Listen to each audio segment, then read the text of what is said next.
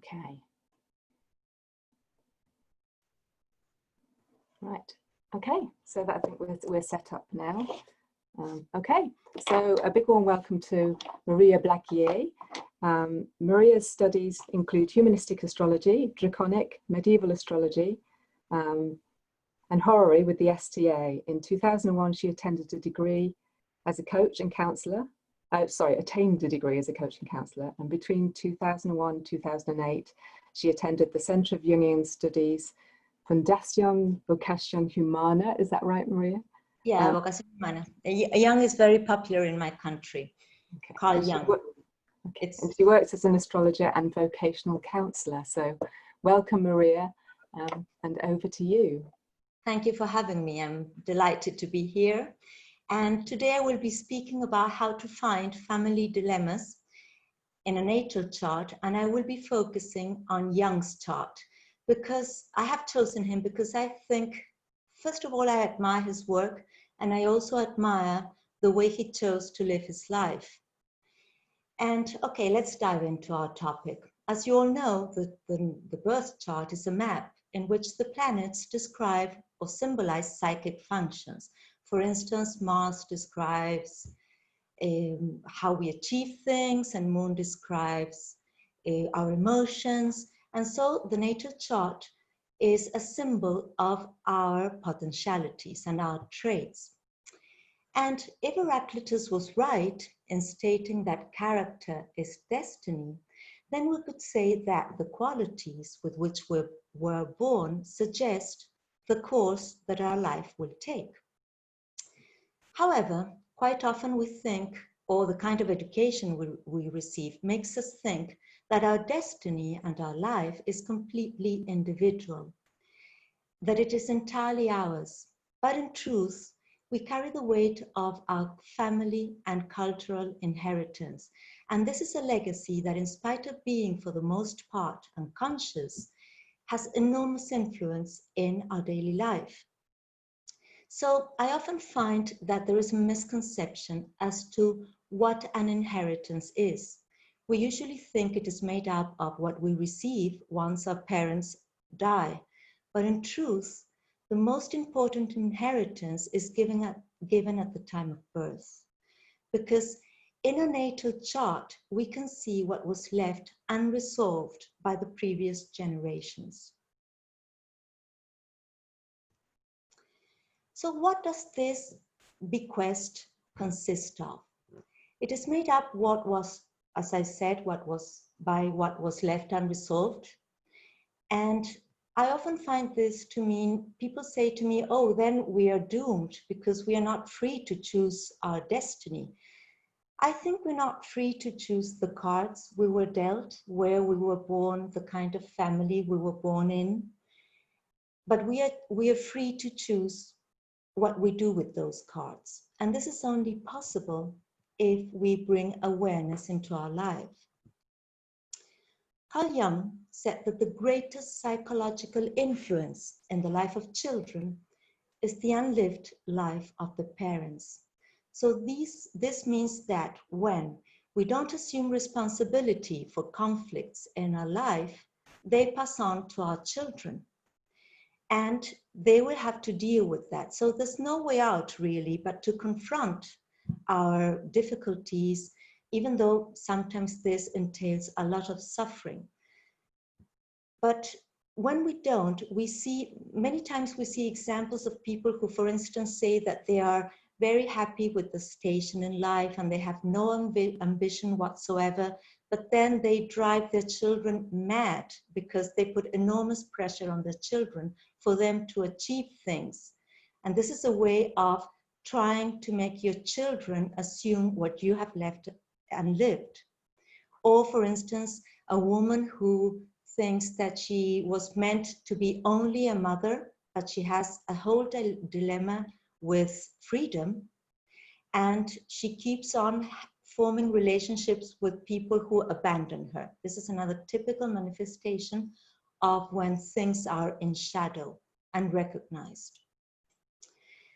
Okay, so while it is true that we carry these unresolved family issues, we're also called to transcend them in order to live fully, to conquer our lives, to become owners of our lives. And if we deal creatively with these unresolved problems, we are opening new ways and new paths for those who come after us.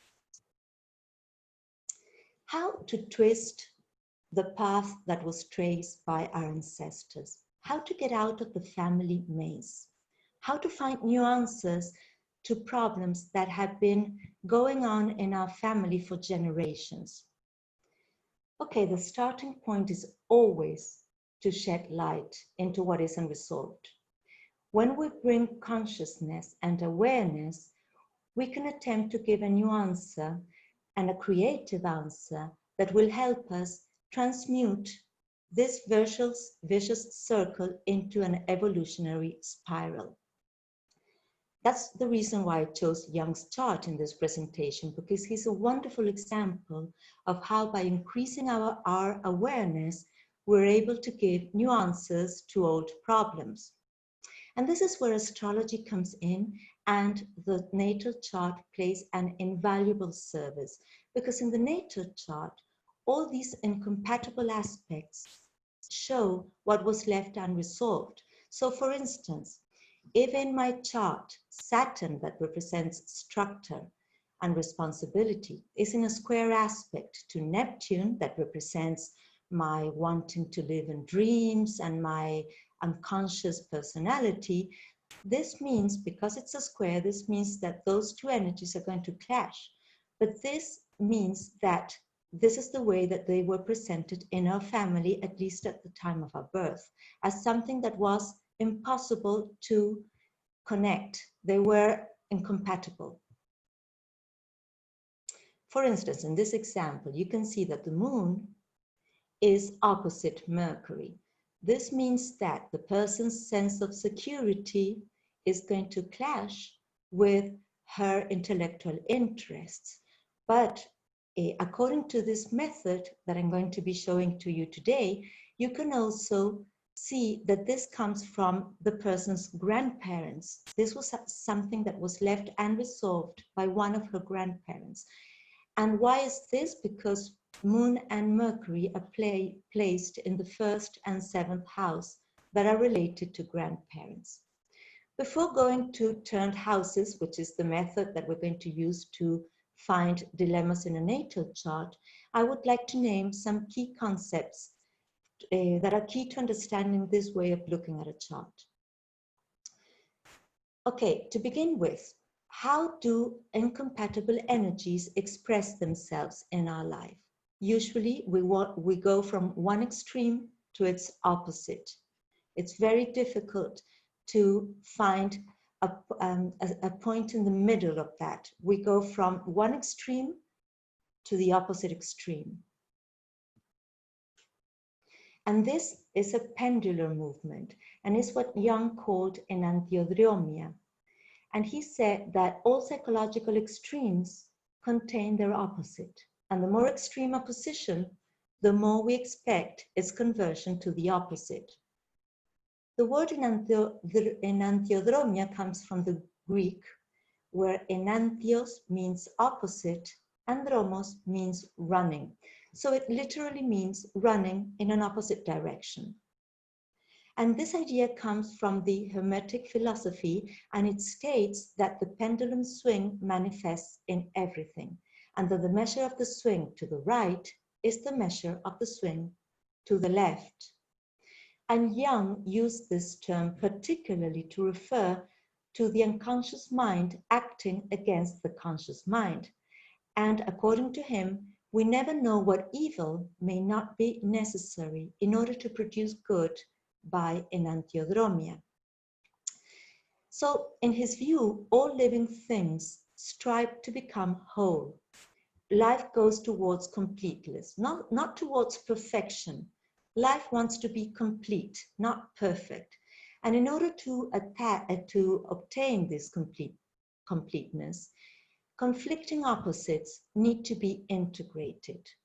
And what I like about this idea is that, contrary to what we are usually told, or at least what I was told while growing up, This idea suggests that we should welcome problems and we should welcome conflicts into our life, even if they are uncomfortable to deal with, because we need those conflicts in order to bring opposites together and obtain completeness.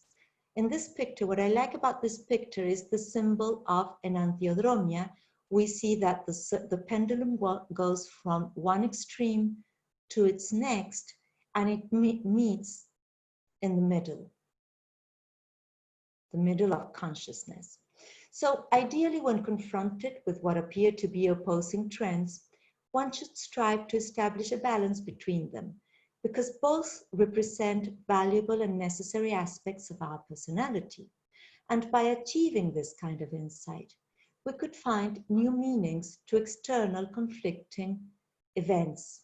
And we can see problems in a new light, because from this point of view, problems are necessary footholds to help us become acquainted with our internal dilemmas. They're not there to make our lives miserable, but to help us grow and become complete, because that is what life wants to do. Life strives towards completeness. Well, of course, learning how to balance opposites is a task of a lifetime, and we can seek, at least to the best of our ability, to try and develop a kind of awareness that allows us to be in one extreme while keeping our mind in the other. And in this way, we can apprehend opposites as complementary. And this is the crux of Jung's notion called the path of individuation, in which he says that one needs to incorporate opposing archetypes into the psyche in order to obtain a state of internal completion. And the natal chart is extremely valuable because it makes it possible to unravel the circumstances and family conflicts still unresolved in our family, at least at the time of our birth. And in order to do so, we're going to rely on the houses, because the houses are the scenarios where the planets express themselves.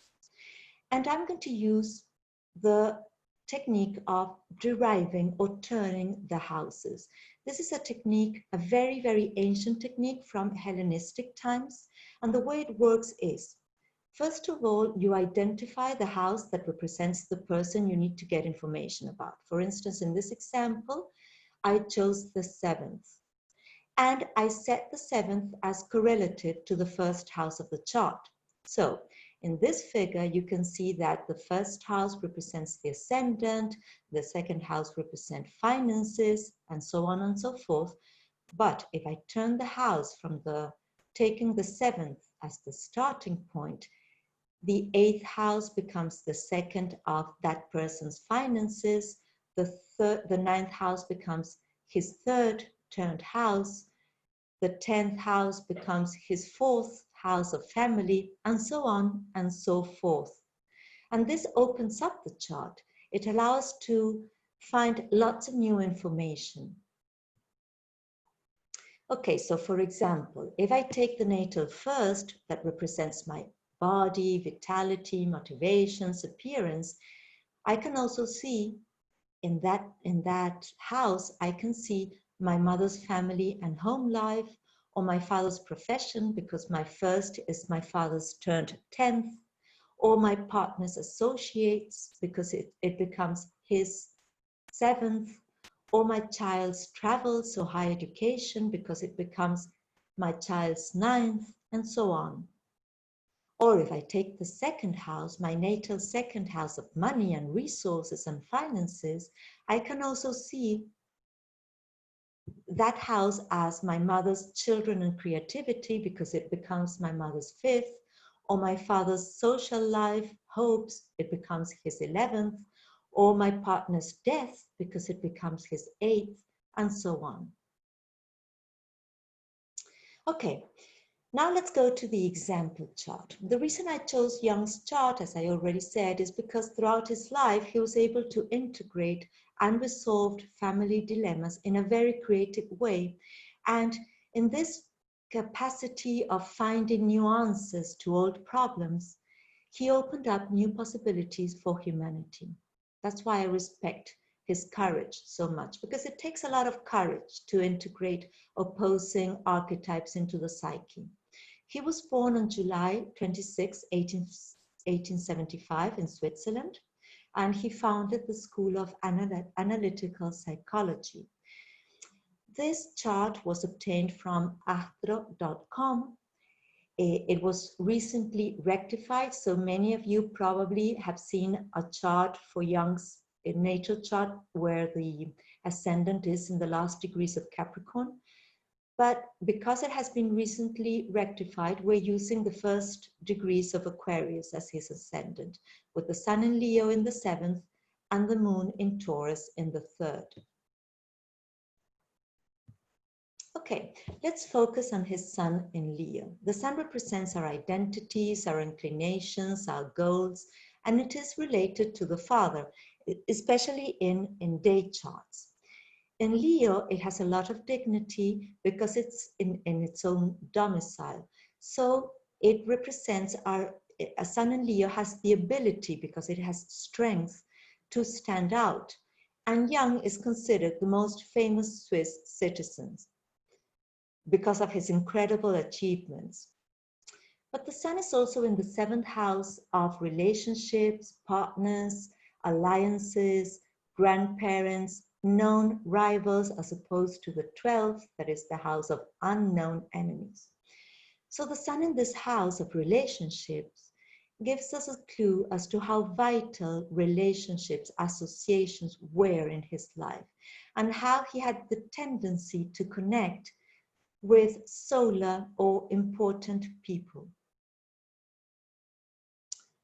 There was, first of all, as I said, the 7th house is the house of grandparents, and Jung was named after his paternal grandparent, who was also called Carl Jung and was also a doctor. And it was said of him that he had an overpowering personality. More interesting still, there was a rumor that said that this grandfather was the illegitimate son of Goethe. And in spite of Jung saying in his memories twice that this was an annoying rumor, an annoying tradition, he mentions this twice in his memory. So that made me think that it was part of his identity. It was an important part of his identity, being the descendant of such a great person, such a solar person as Goethe. Also, he married one of Switzerland's wealthiest heiresses, Emma Rauschenbach, and her fortune helped him finance his career. And on a side note, I found it interesting that Saturn, on the day of their marriage, was conjunct his ascendant, and the Sun was conjunct his natal Saturn. So this gives us an idea of how this relationship helped structure his adult life. Also, that year when he was 28, Pluto, the ruler of his mid-heaven of profession, which is here in the 3rd in Taurus, by progressions changed and became retrograde. I see that when a planet symbolically turns retrograde, symbolically by progressions, that usually means a very important or dramatic turning point in what that planet represents in one's life.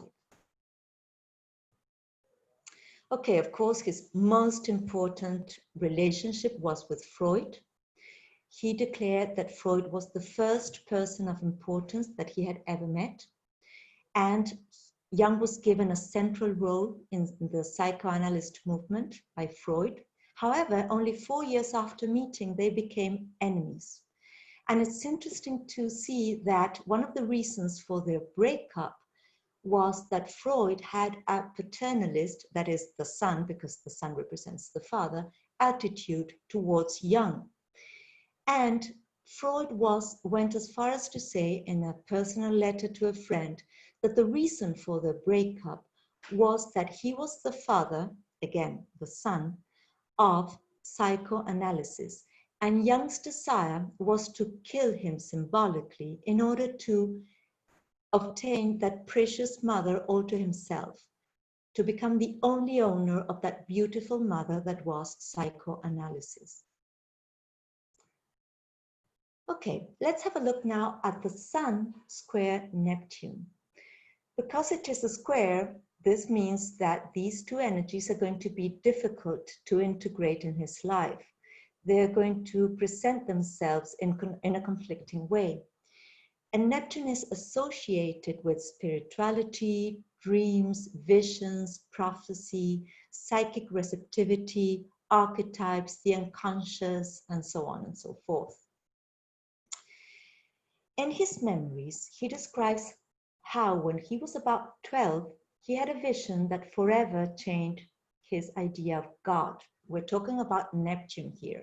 And Neptune is, of course, related to God, to our image of God. He said that, he says in his memories, I saw before me the cathedral, the blue sky. God sits on his golden throne, high above the world, and from under the throne, an enormous turd falls upon the sparkling new roof, shatters it, and breaks the walls of the cathedral asunder. This is a terrible vision to have, especially when you're only 12. However, Jung was relieved by this vision because he felt that he had had a sort of illumination. He thought that this vision helped him understand the true nature of God, a God that wanted men to partake of his freedom, not to get attached to traditions. And this vision also made him understand the deep frustration he saw in his father Paul. His father Paul was a pastor. This is another very good description of a Sun square Neptune. However, Neptune in Paul's turned chart is in the 12th because Jung's third is Paul's 12th of hidden enemy, unresolved unconscious issues, and self-undoing. So this gives us an idea of how Paul was unable to integrate both principles in a harmonious way. And according to Jung, his father had many doubts about his faith, and he was afraid to give way to them openly. Okay. He says about his father in his memories, he had failed to experience the will of God, and that's why he had never experienced the miracle of faith, which heals all and makes all comprehensible. So we can say that this fear resulted in him leading a spiritual life that was extremely poor in inner experiences. And this was, for Jung, this was his father's greatest undoing. But Jung was incredibly creative, because how he was able to integrate both qualities was by exploring symbolic languages. Remember that Neptune is in the third of language. So throughout his life, he got acquainted, or his search led him into astrology, hypnotism, I Ching, all representations of Neptune in the third. And to him, dreams were the heralds of the unconscious.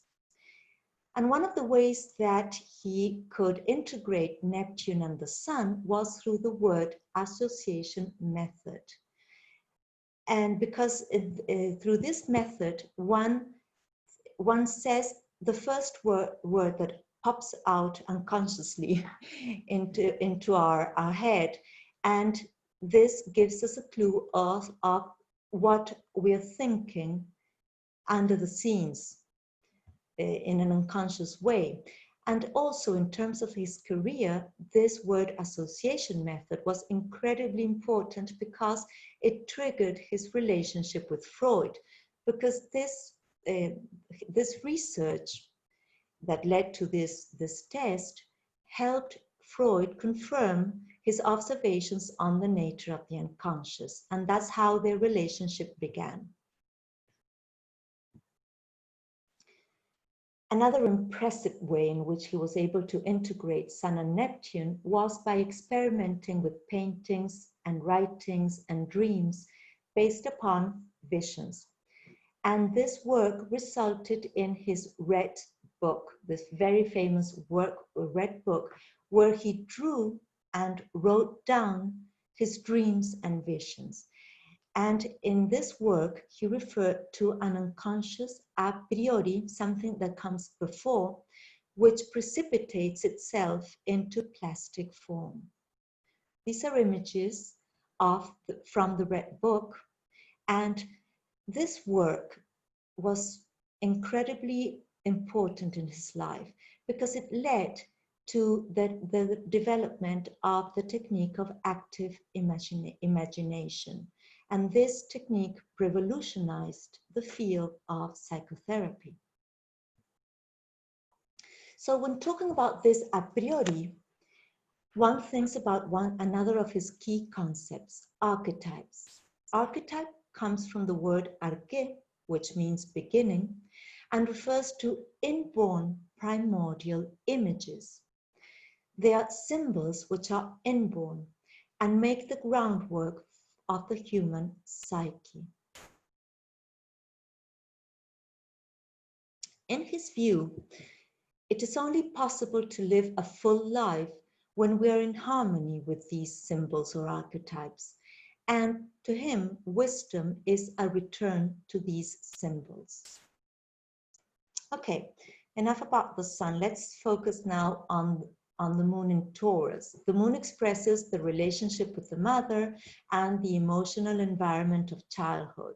And in earthly Taurus, it is a testimony that for Jung, these experiences were related to the senses, food, material well-being.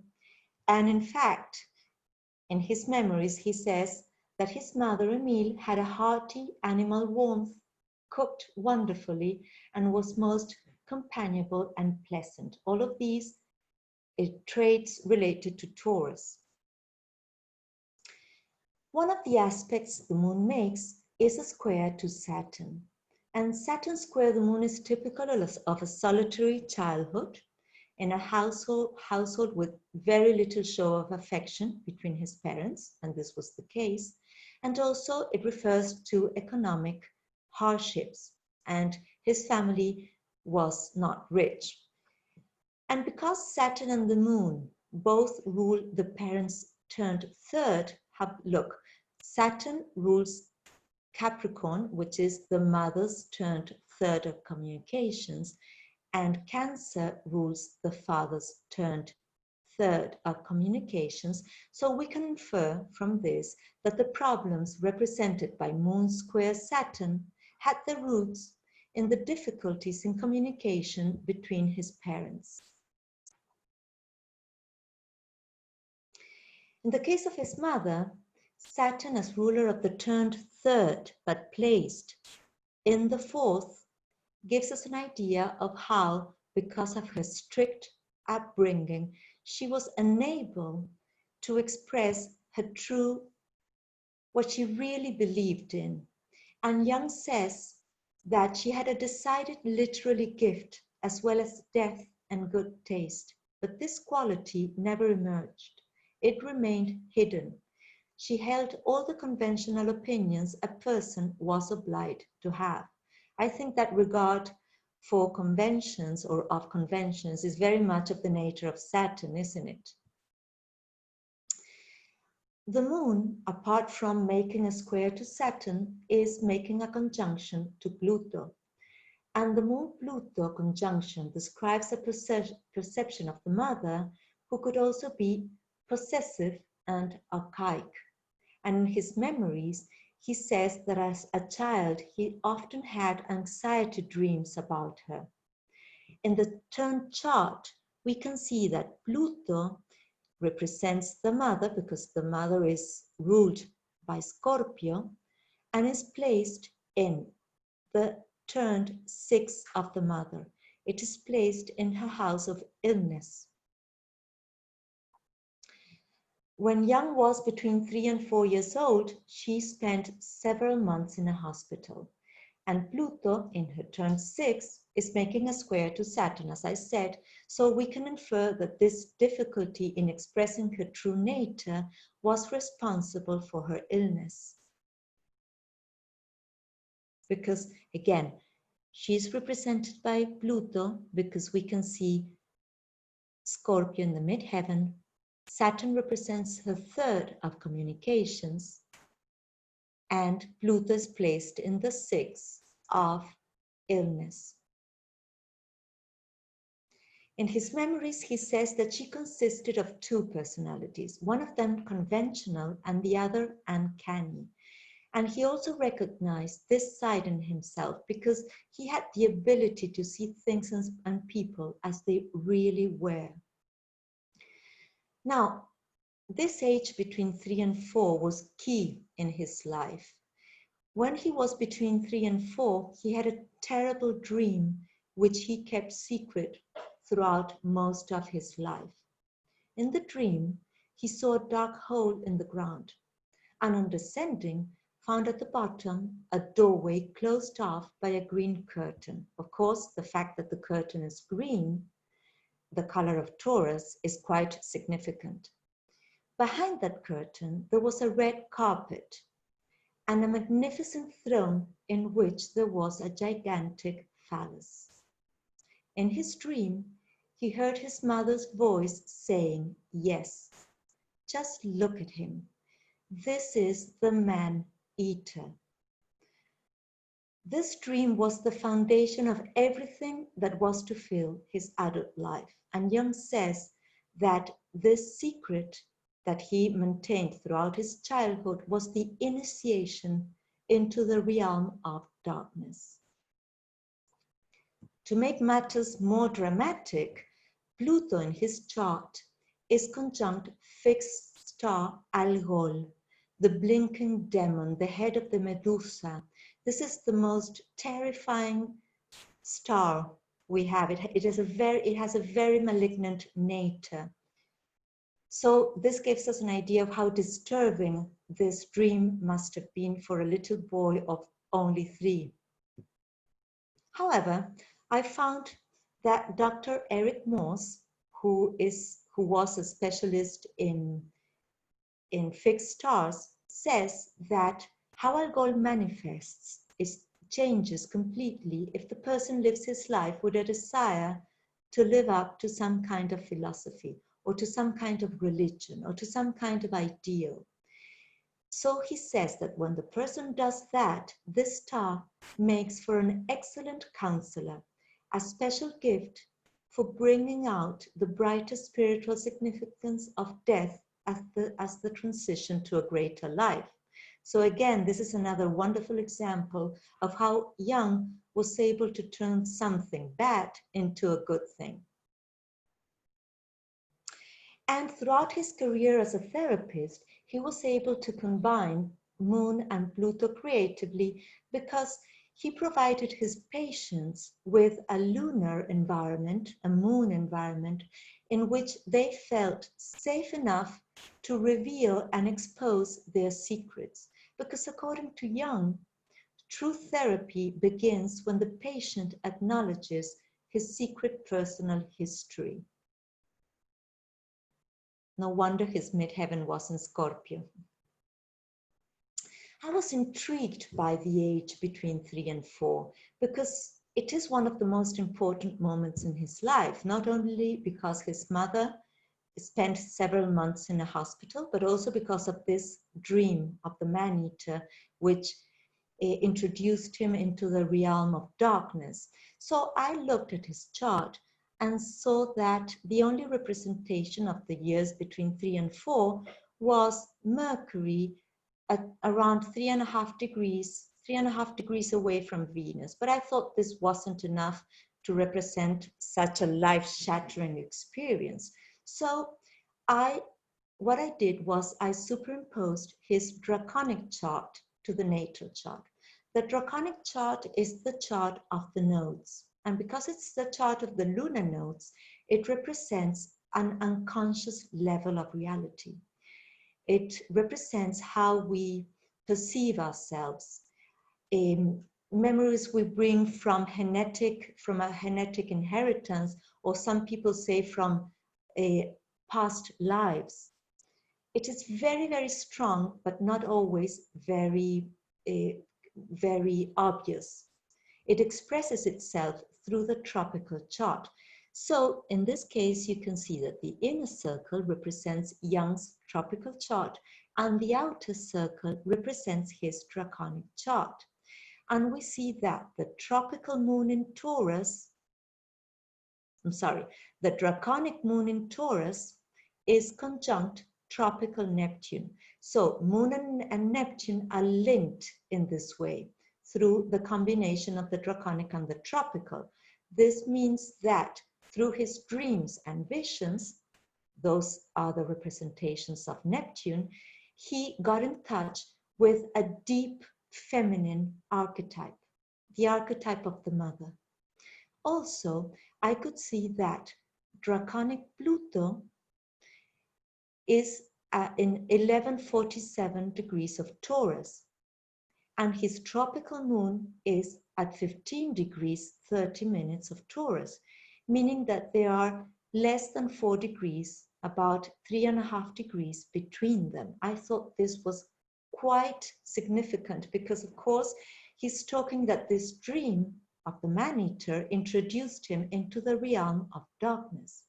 Also, I could see that what else did I see? The Saturn in Aquarius, draconic Saturn is at 12 degrees of Aquarius, and it is squaring the tropical moon at 15 degrees of Taurus.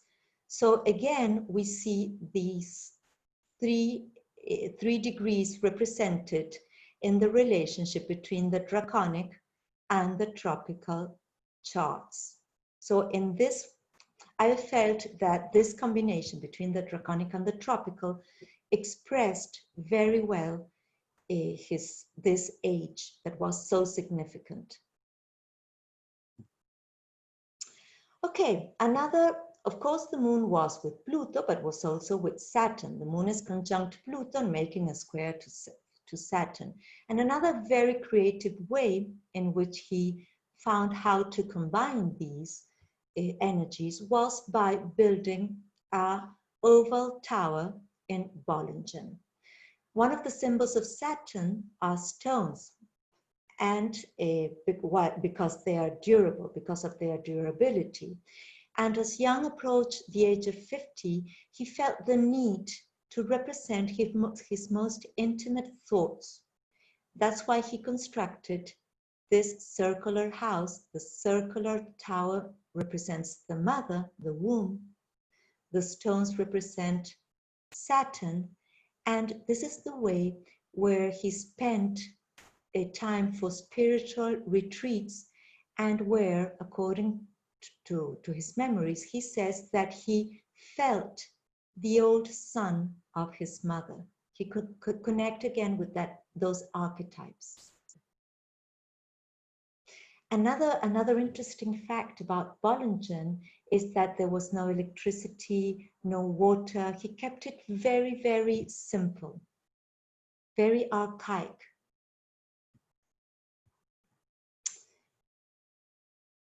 Okay, bueno, let's have a look at how Saturn square Pluto manifested itself in terms of his relationship with Freud.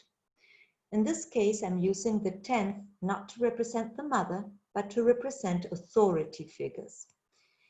And Pluto, the authority, versus Saturn, that is himself, because he has the ascendant in Aquarius ruled by Saturn, and Saturn is placed in the first house, which represents himself. The fact that they are in a square means that he was going to need to confront authority. And the dilemma that represented by his parents and their inability to express themselves and communicate themselves was presented itself in Jung's life in his relationship with Freud. Of course, this association was vital for him in terms of his work and his career. However, it was bound to end in conflict and power issues. And I find that it is quite significant that one of the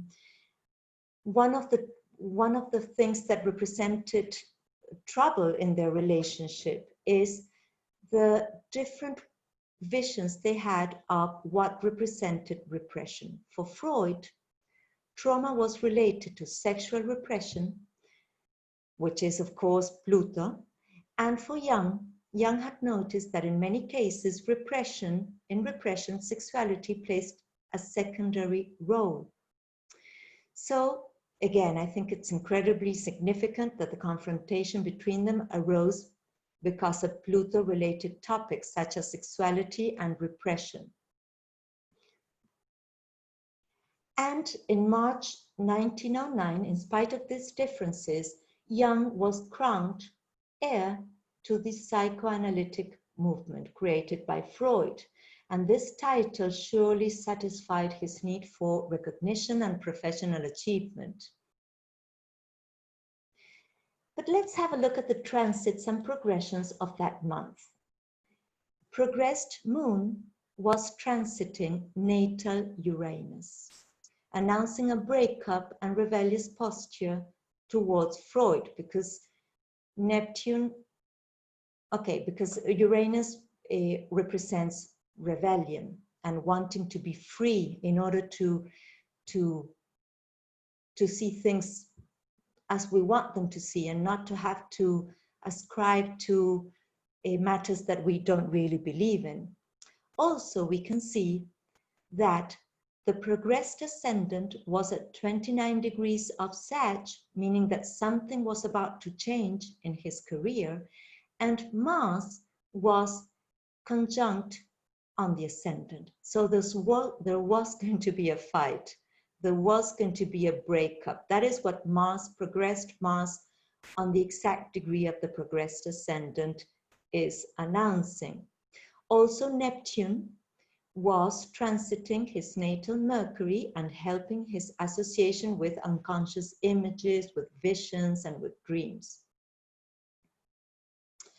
Okay, soon after, they were having a conversation in which Freud was criticizing Jung's interest in occultism. Saturn square Pluto made its appearance in a most explicit way. In his memories, Jung recalls that while Freud was going on his way, he had a curious sensation. He says, "It was as if my diaphragm were made of iron and were becoming red hot." And at that moment, there was such a loud report in the bookcase, fearing the thing was going to topple over us. So what could say that this collapse of a bookcase and also books symbolizes Jung's need to overthrow Freud's theories in order to seek his own truth. Remember that Mercury was conjunct Uranus.